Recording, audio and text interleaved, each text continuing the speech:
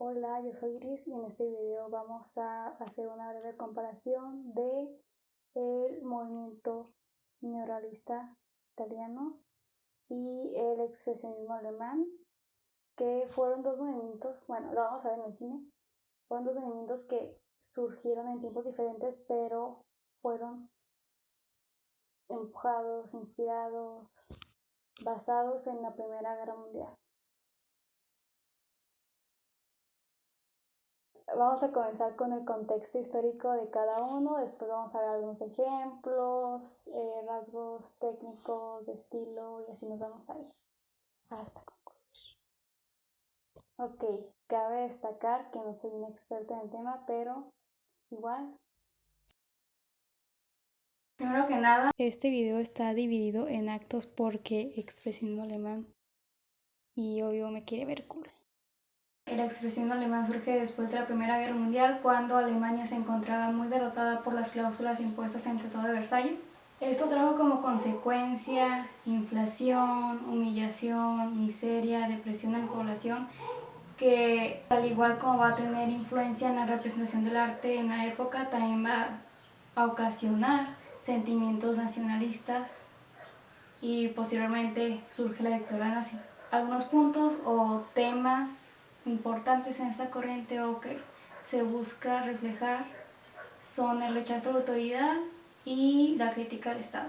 Por otra parte, el neorrealismo italiano surge mucho tiempo después, en 1945, con la disolución del nazismo y la Italia fascista años antes. Años anteriores, cuando estaba esta dictadura, se producían películas patrióticas y estas personas que las veían en los años 20, que ya en ese entonces ya eran mucho mayores, comenzaron a producir las propias, exponiendo lo que pasaba en la sociedad, y este periodo les dio la libertad a ellos de que sus películas no fueran censuradas.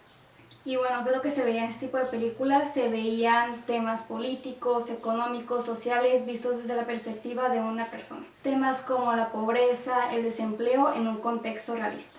Por lo que aquí el espacio temporal era Italia en su actualidad de aquel tiempo. Es importante mencionar que en este neorrealismo se rechazaba el happy ending que habían impuesto las películas de Hollywood, que eran pues básicamente finales felices donde los protagonistas encuentran la felicidad o resuelven sus problemas. Y otra cosa es que muchas de esas películas se grababan sin guiones, por lo que se recurría múltiples veces a la improvisación. Esos escenarios tomaban lugar en lugares como como plazas y pueblos, ya que contaban con poco presupuesto. No había recursos ni estudios de grabación, puesto que estaban ocupados por los efectos de la guerra como refugios. Y pues en cuestión de equipo, era casi nulo. La producción es muy similar a la de los documentales.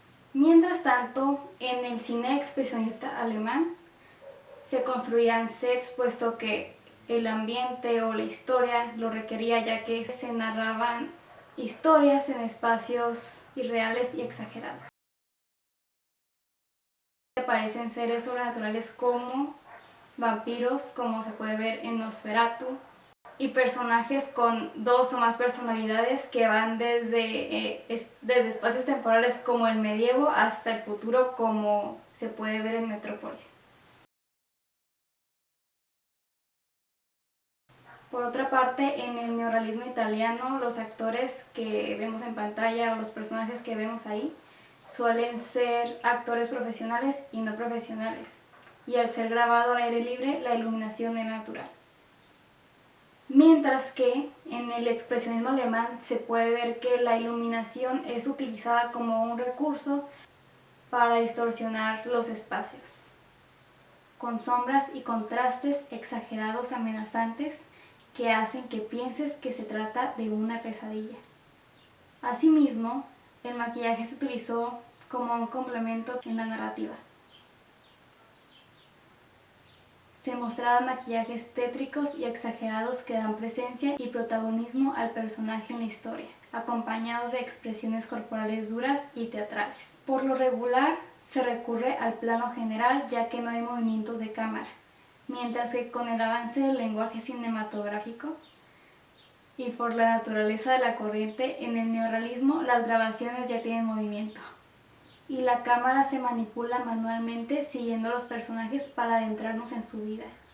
Por la flexibilidad, aquí se muestran escenas con planos variados, los cuales nos ayudan a conocer el contexto de los personajes. En cuestión de personajes, en el neorrealismo italiano, estos eran personas comunes que se enfrentaban a dilemas morales y eran afectados por problemáticas sociales. Se representa la dinámica social de la vida en un determinado lugar y cómo lo ve y cómo afecta al personaje principal, que es el caso del ladrón de bicicletas, donde el protagonista vive y le roban su bicicleta, que es su herramienta de trabajo, y no tiene los recursos para adquirir otra, y así se va enfrentando a obstáculos alrededor de toda la trama, hasta que al final decide que va a robar la bicicleta de alguien más, pero no recibe el mismo trato que la persona quien le robó su bicicleta.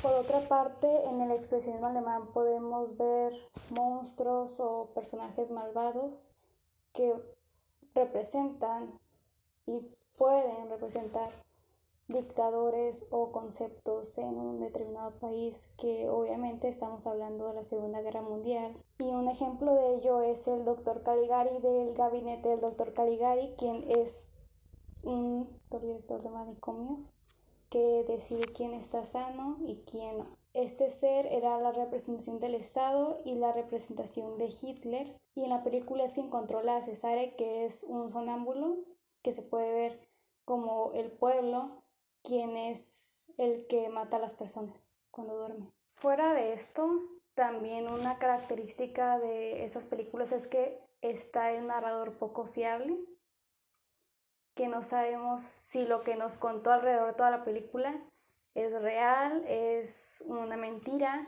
es una alucinación. Sin embargo, en el gabinete del Dr. Caligari eso no es muy claro, puesto que la película nos da material para creer ambas versiones. Por mencionar algunas películas representativas de estas corrientes se encuentran El gabinete del Dr. Caligari de 1920, dirigida por Robert Wiene; Nosferatu de 1922 de Murnau, que fue una base para las posteriores interpretaciones de Drácula; y Metrópolis de 1927 de Fritz Lang. Estas son las películas del expresionismo, y en el neorrealismo italiano tenemos Obsesión de 1943 de Luchino Visconti, Roma, Ciudad Abierta, producida en 1945 por Roberto Rossellini, Ladrón de bicicletas 1948 de Vittorio De Sica, y Roma a las 11 de Giuseppe De Santis en 1942. Cabe mencionar que estas películas no son solo una fuente para entender qué es lo que pasó en determinada época o cuál es la representación que le daba la sociedad a través del arte a este suceso, o sea que no todo lo dicho está en la película. Esto podemos entenderlo principalmente viendo quiénes están en la industria, por ejemplo, como acabamos de mencionar, que todos los directores anteriormente mencionados son hombres. Asimismo, podemos verlos salirnos de esta atmósfera protagonista que seguimos en toda la historia, que no necesariamente aparece en toda la película. Estoy hablando de todas las películas en general, sin dejarnos llevar por oh my god, esa película es perfecta. Sigo viendo por qué este personaje está representado aquí, por qué tiene estos diálogos, qué me dice del pensamiento colectivo en aquel tiempo, qué me dice el director, qué es lo que va a consumir. ¿Me gusta esto? ¿Qué es lo que no me gusta? Y bueno, ya sé que en este video ya me fui como que de un extremo a otro y a lo mejor no se entendió lo que acabo de decir, pero gracias por verlo.